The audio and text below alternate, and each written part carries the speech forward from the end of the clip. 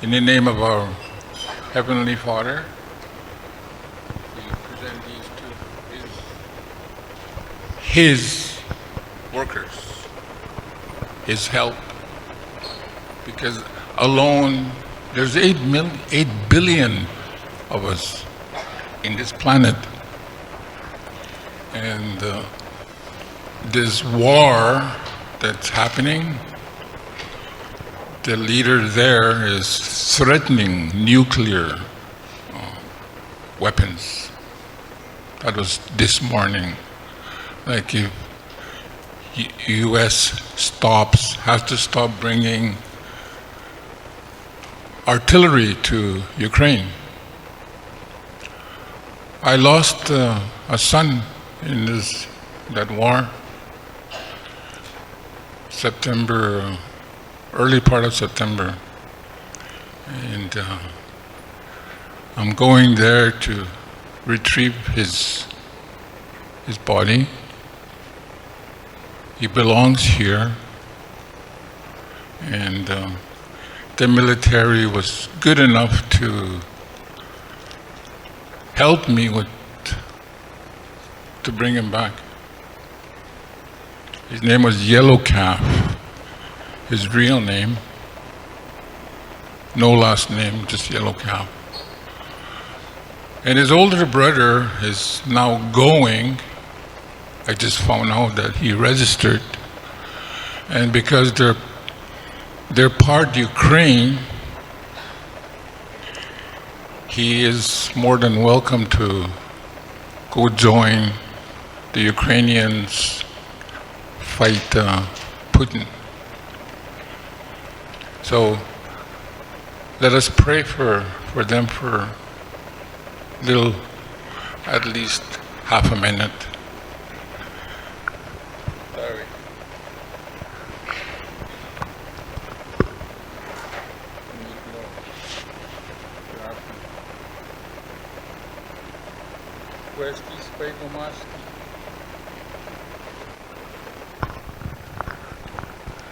Father, we need peace. Father, we need love.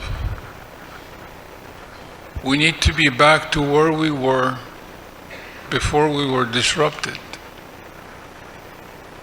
We had a constitution based on oral tradition, and a lot of stories are taken now seriously. Now that our young people are understanding what is oral tradition, there used to be a time when our young people didn't want to listen because our older people talked in Cree, and our young people were losing their language. Again, it was not our fault. We were not allowed to speak our mother tongue. And I've been lucky that I retained my language. I didn't go to school until I was 10. I had to learn Cree syllabics. That was my first education. Cree syllabics, also as to help my two grandfathers who lived with us. So those are my teachers my whole life. I was never baptized.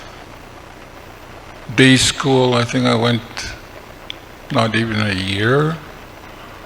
Then my father sent me to a public school, which is mostly made up of Ukrainians. Most of my neighbors are Ukrainians. My wife is half Ukrainian. Her Muslim was born in Kiev, I think in Kiev. So it's another reason why my two boys, one is going there to honor his brother, honor our people, that we engage in seeking peace. Peace to our neighbors. peace to our enemies, peace to people who talk about us, who gossip about us, who judge us. Papisco Hoya. They weigh the things we don't know, the things they think we don't know, and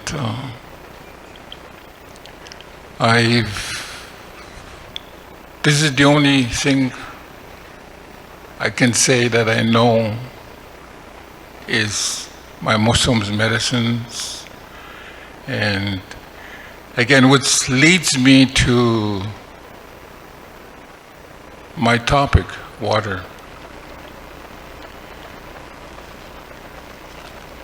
When I finished my medical training in 2000, I already had a job ready. However, I was doing I was finishing my work with the Human Genome Project. There was, I think, one tribe that was not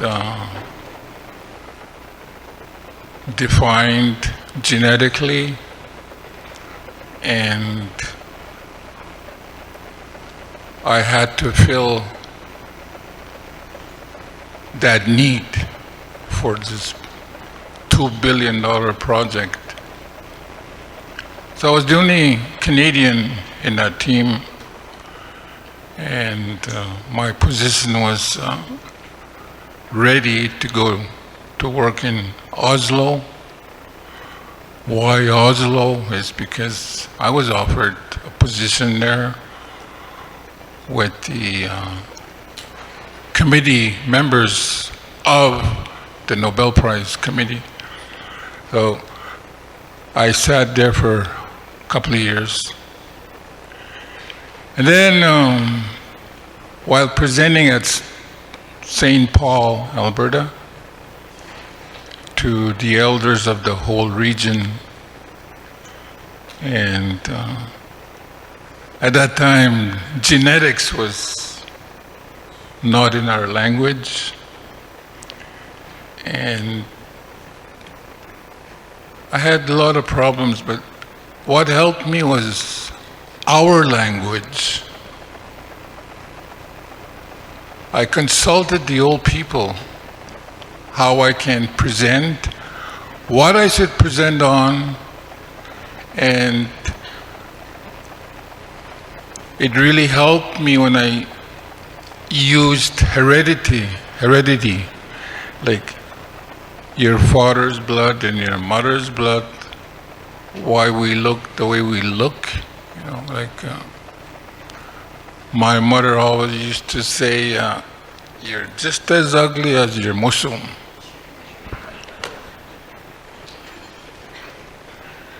And I lived in that capacity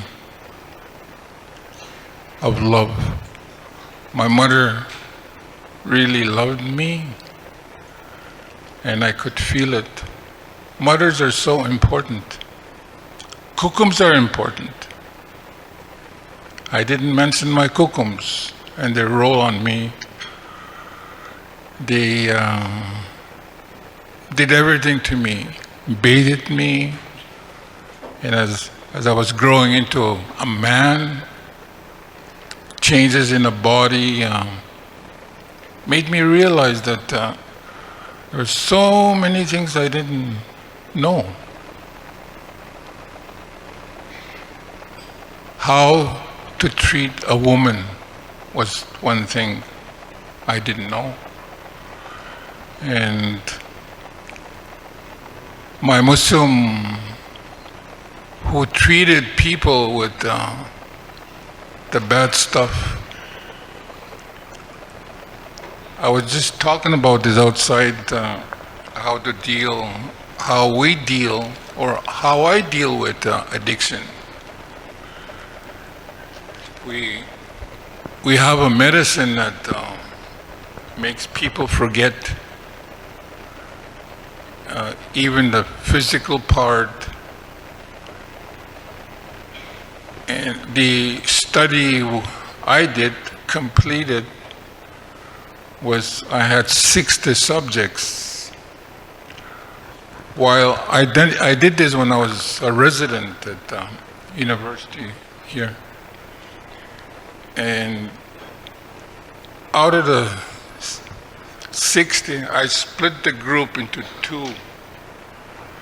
So one part were taking the medicine, and the other part were drinking a reasonable facsimile of just ordinary tea. And after 2 months, we tested every week, but after 2 months, we realized that out of the 30 in the control group, there was only 3 that did not relapse out of that. And of course, they wanted to patent this medicine like they did with the cancer medicine.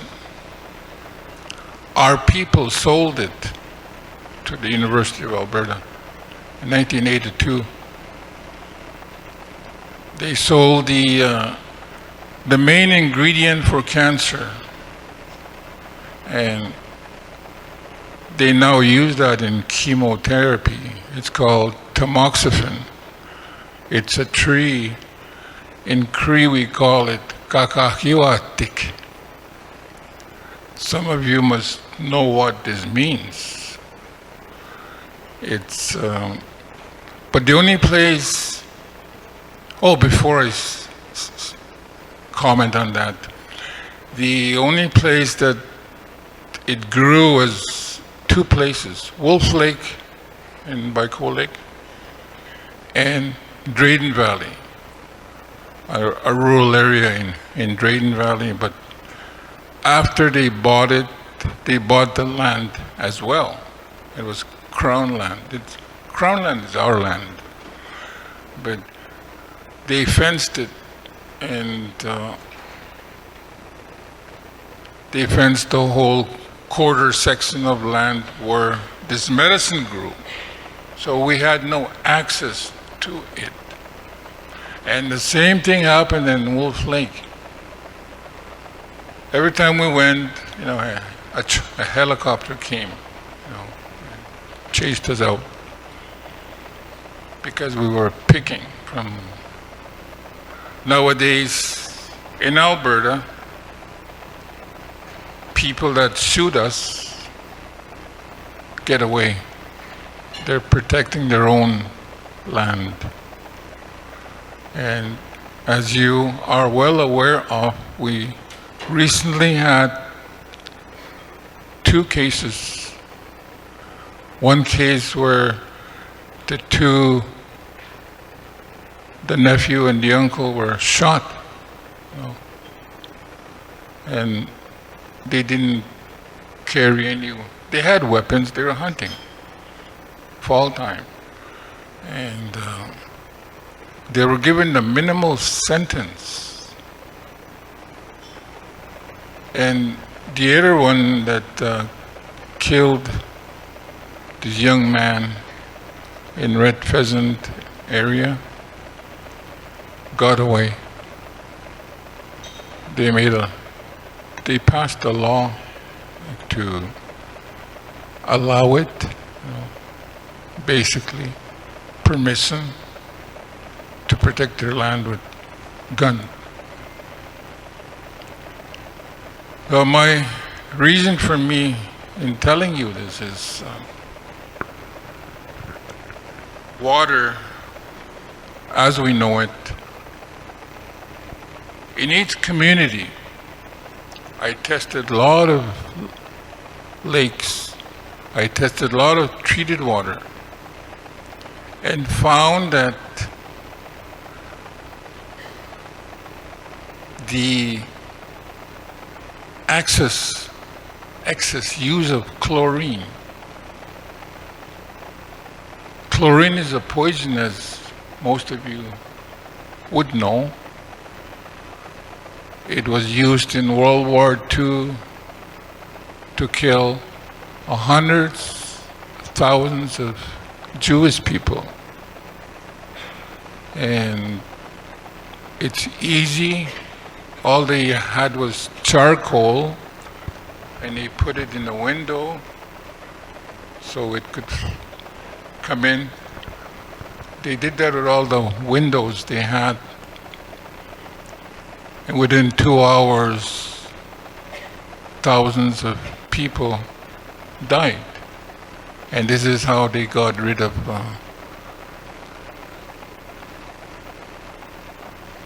the people they didn't like, Nazis. Like what they're doing in Ukraine, actually. So, my point again is about water and the use of chlorine. The safety amounts allowable is 2 parts per million. 2 parts per million. 2 ppm. But in some communities, I found that it had 8 parts per million. It becomes dangerous when it's 4 parts per million. So those of you that are in council, you should ask these companies how much chlorine do they need to use. In Saskatchewan and Alberta, we have new water treatment plants that were never used because they could not reach the standards, okay, the minimum standards. So that'll go on until our leaders wake up. Because, number one, what chlorine does is it corrupts the capacity of the liver, resulting in diabetes.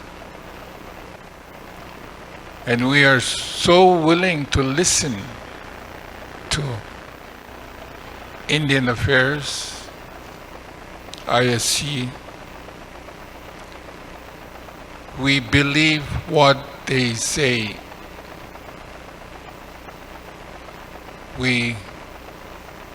Like our lake was condemned because they think it was going to dry up. It's 40 feet deep. But Indian Affairs, if there's anybody here working with Indian Affairs, what they did was there was the decision makers had a relative applying to build the water plant. And they were hauling the water from Edmonton. It's 200 kilometers. 200 kilometers of pipe, 8-inch diameter pipe, 2 feet underground. And in some places, this pipeline is almost exposed. Now, we think about cold weather, the extreme cold weather that's common in Alberta. You know, the pipes could freeze and they have no measurements, like for every mile, they're supposed to have how to measure if the water was flowing at the rate that they set it at. So that is I do not put the blame, but it's obviously chlorine affects our people.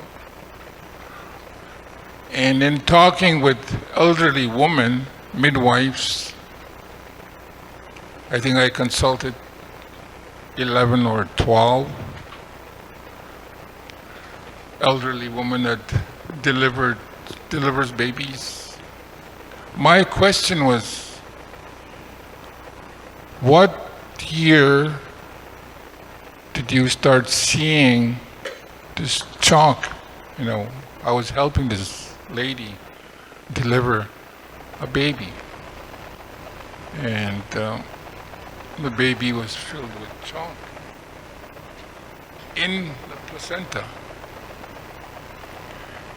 And I took some of that, and with permission, of course, and had it analyzed. And other than tissue, human tissue, I would say that was chlorine, remnants of chlorine. And that is sad to hear. Even the fetus is affected. Of course, it would be affected because the mother drinks water. And how we were able to achieve pure water without chlorine was by accident. I was asking this elder whose grandparents used to chase the buffalo, and we have a buffalo jump on the way to Lloydminster, a place called Sounding Lake. And about that lake, what makes it special is it was the last known buffalo jump.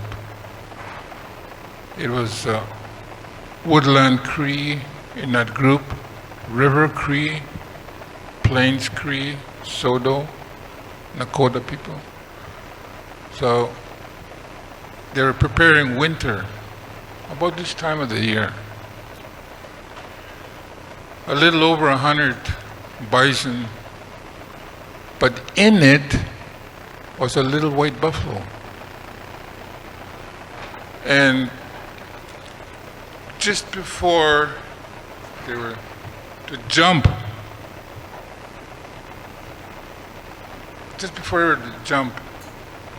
they broke loose to the right and ran right into the lake. They ran right into the lake. This story, I have this whole story. It's mostly written by elderly people. I recorded it in 1988. The lake is called Sounding Lake. It was my first exposure to aquifers. The same aquifer that's underneath here, 4 miles maybe, is a rather huge aquifer. It comes all the way Elk Point, Alberta, right up to Kootenay Plains. It's like this. Treaty 8 also has an aquifer, and Treaty 7, coincidentally. So this treaty, it wasn't just signed, it was just, there was a lot of spiritual work. And our specific band, there's 7 nations, all their lakes are connected with an aquifer. At that moment, when the buffalo jumped into the water, they noticed this whirlpool. Not in the center, but towards the center. And that's where the buffalo went. And I do not see any reason why the older people would lie to me at that time, because we went to honor Big Bear's cairn. It's in a pasture, of all places, and it's hardly anything left to eat.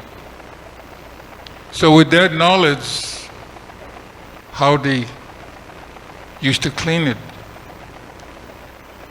When you follow the buffalo, like slowly, they form a line. That's their natural way of traveling. And because they weigh close to 1 ton, most of the big ones, they do break the ground. So it was in those areas, like within a 20-mile range, they were able to find 2 or 3 of those areas low areas where it would fill up with water.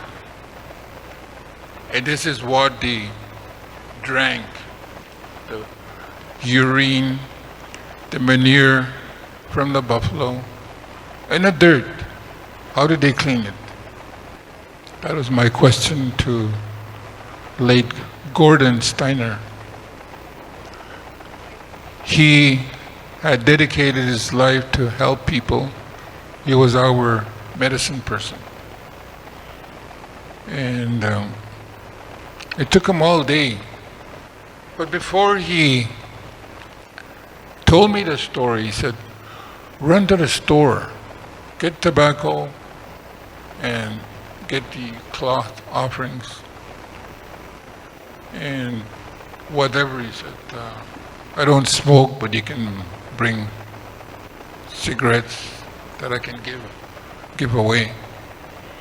So I bought a carton of cigarettes. I bought the colors and some canned fruit. They still had canned strawberries at that time, canned blueberries, and I brought them to him, and he told me the story. He said, have you been there? He said, have you been around Sounding Lake? He said, yeah, I've been there. I was there in 1982 and 88. In 88, there was an elders gathering there, and somebody asked me if I can go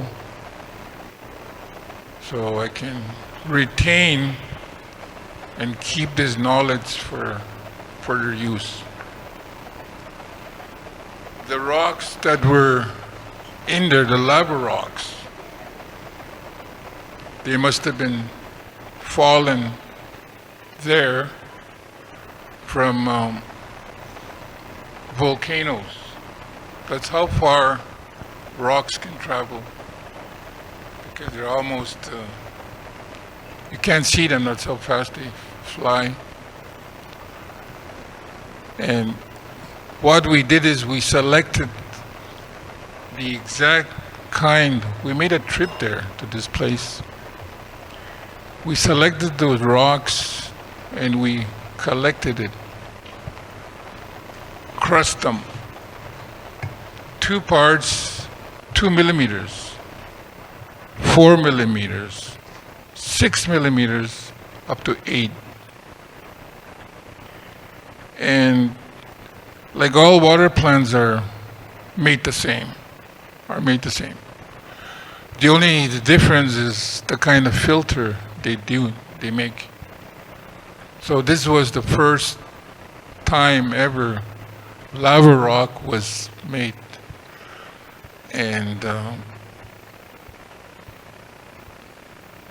right from the start,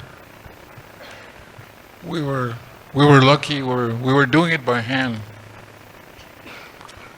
We were using cloth. Those of you that talk Cree, we used the cloth, a white cloth, and we placed these rocks, the crust rock, the filter, and 4 times, we did this 4 times with 4 different cloth, and it got to be so pure. And because I was working also in the lab, I tested the water. It was 99%, 99.2%. And then we got better. We kept improving and improving and improving. So the tobacco that I got in Sad Lake,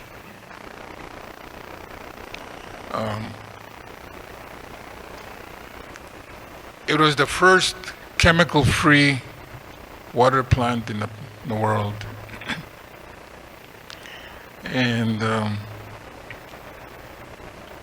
I insisted that I don't get paid. That was just pay for my gas. I'll do this for my people because I've never worked for our people. Not that I didn't want to,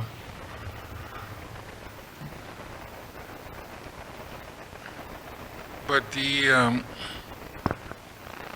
now we were at a place where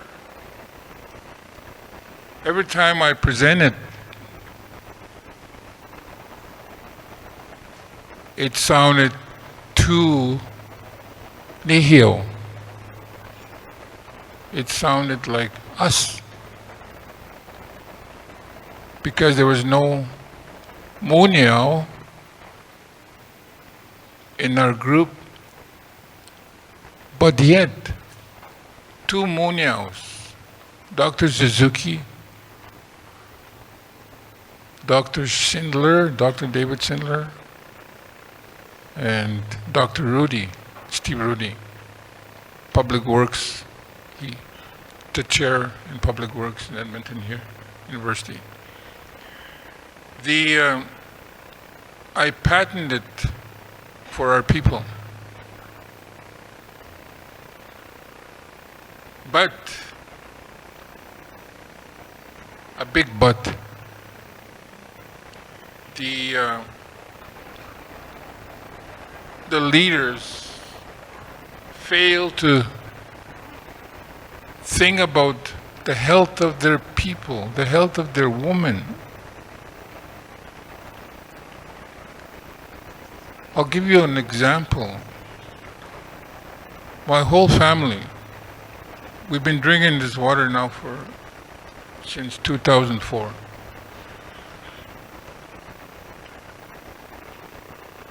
None of the people that drank this water contacted COVID. None. And I didn't sell it. I gave the water free. And all they had to do is come pick it up. There was two bands that bought a plant from us. We were advised never to advertise, never to put commercials, never to market it. But it even helps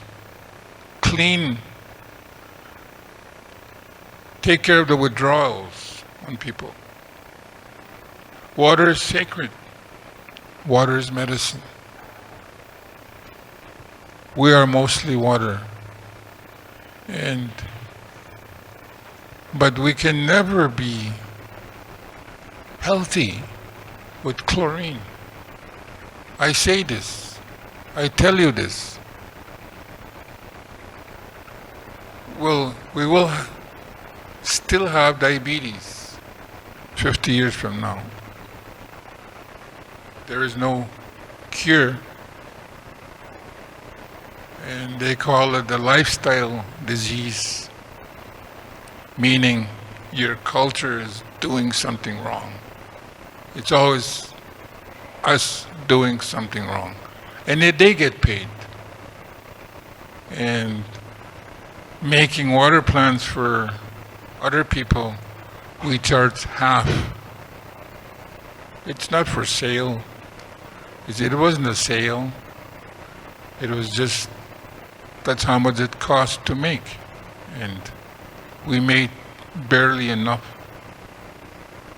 Barely enough just to get by. So, the gift of water, it's there. The gift to health, it's there. And the tree that provides us with water in the Sundance is so holy that I've seen a young girl with eczema, and we gave her some of the water.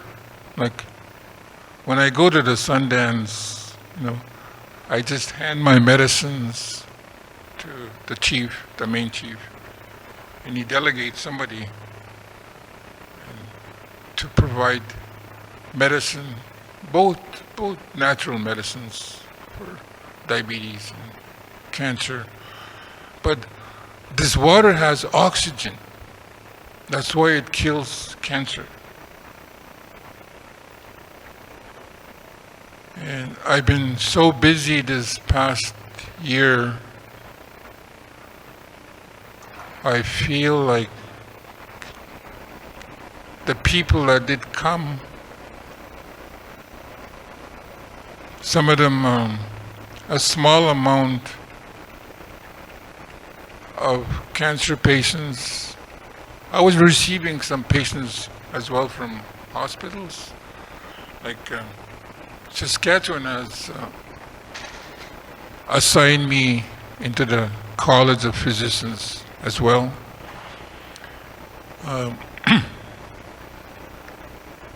But what can we do when we know our medicines work? In Munio, they have natural health stores, and they're doing good. But it's not our way to sell medicines. That medicine will be disrupted if you start selling it for profit.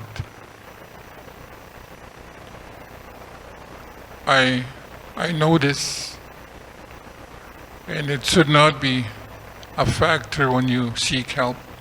It's supposed to be from here. Or else the medicine will not work. Simple, very simple. And we even do that for aspirin, baby aspirin. When our young one has a fever, aspirin is good. It's because it's natural too. It's made out of willow, as well as arthritis. I have patients that play with NHL and football, so I see a lot of broken knees in football. The company will grow. We have customers, clients from Africa that I've never finished the contracts. But there, they already, what the black people did, and thank God for that, is the rich ones, the billionaires, donated money for us. And it was a lot of money. They wanted 10 plants for us to build And I keep stalling it, keep stalling it, keep stalling it, because I know the money would corrupt me. Money would corrupt. Money is corruptive. Being rich is, it's like hell. You can buy anything. You can afford everything. Whereas in a natural world where there is a creator, everything is free. We just have to tell Creator that you're trying your best. We can never be perfect. Nobody's perfect. Not even the Pope. Not even the holy people that we call holy people. A lot of deception.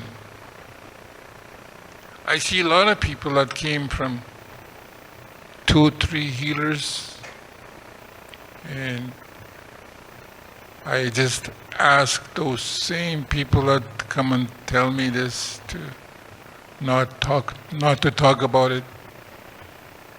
Because where do you start? Where do you end when you start judging people? Which was my first point. I started talking.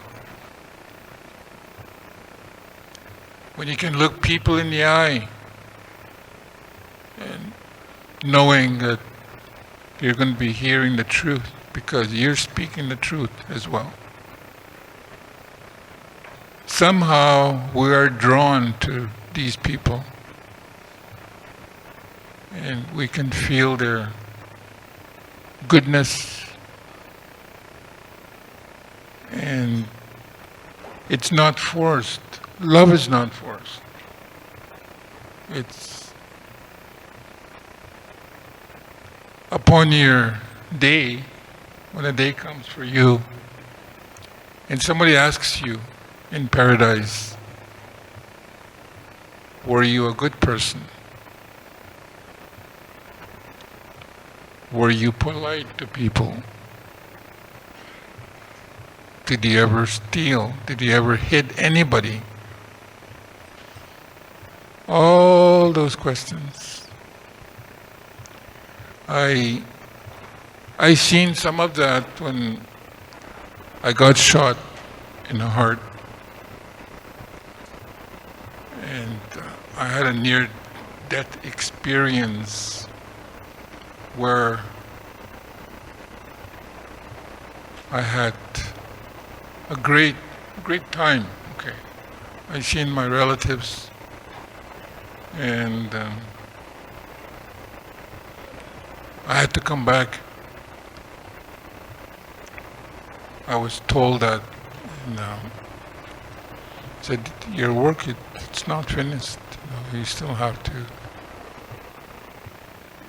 you gotta try harder. And my mom said that too. I seen my mom. She died in 1988.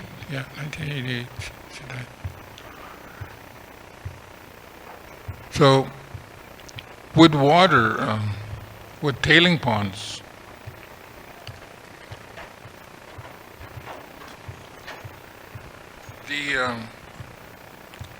we had our plant running in up north in Treaty 8, and they were testing, if they should buy this plant. While they were using the maximum amount of water, chlorine in the water, 8 parts per million. We made that water just about 100% pure, the tailing pond water. So my idea was, we will just take the water from the tailing pond and treat the water and we'll deal with the sludge. Because it belongs in the earth, it was taken from the earth, it will be covered. And that's all. That's all it takes to do one tailing pond. And this one guy has been working on tailing ponds, spending $340 million a year from the university. He's been working on it for, as much as I know, the last 8 years. 8 years. Meanwhile, we are more than capable of treating each tailing pond. And we were called up in a meeting in Fort McKay. I thought they would be excited. I thought they'd be more than willing. But I don't think I am a difficult person. I think I'm a loving person. But reason why we were not selected was personality. Okay. Either we didn't subject ourselves to, like Indian Affairs, we didn't force them. We kept telling them, it's up to you, it's up to you. And we could have been finished. And yet, Alberta tar sands contribute part of the lack of oxygen in the planet, pure oxygen. One time our planet was pure, not long ago, in the 1900s, early 1900s. Now, in some of the homes, they're connected directly. They're plumbing, the waste goes into the lake. Many reserves do that, many. And yet it's never discussed. It's never written, never documented. And yet it's happening. So illness, of course, will ensue. Illness will keep us down, our populations down. It also affects the men, the production of good sperm. How can you need to be healthy in that manner? Because our sexuality is a holy matter, okay? It's us that makes it dirty. Love is a beautiful thing, especially to the one you love. And that's probably why, we were shocked by what was done to our people. Because children were molested. We didn't know how to act. We didn't know how to deal with it. We're still dealing with it. And in time, I see our young people are waking up. There's so much future in them. Things we dreamed about, things we envisioned should happen, ought to happen. The natural laws, I keep hearing the word natural laws. I studied them, I lived them. The natural laws are not like the 10 Commandments. Thou shalt not kill.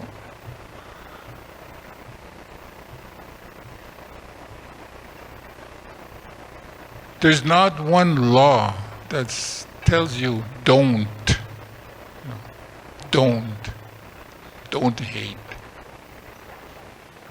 But rather it tells us we ought to love one another.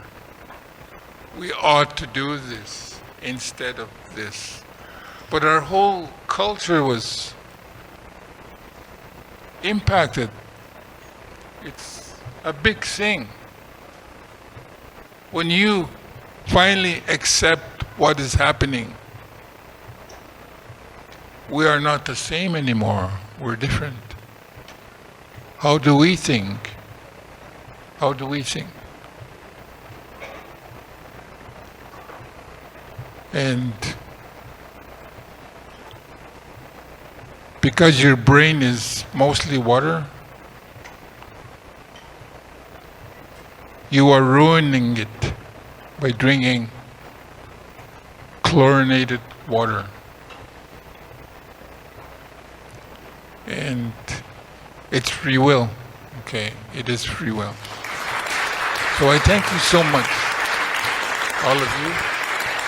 I say, hey, danke schön, bis nie.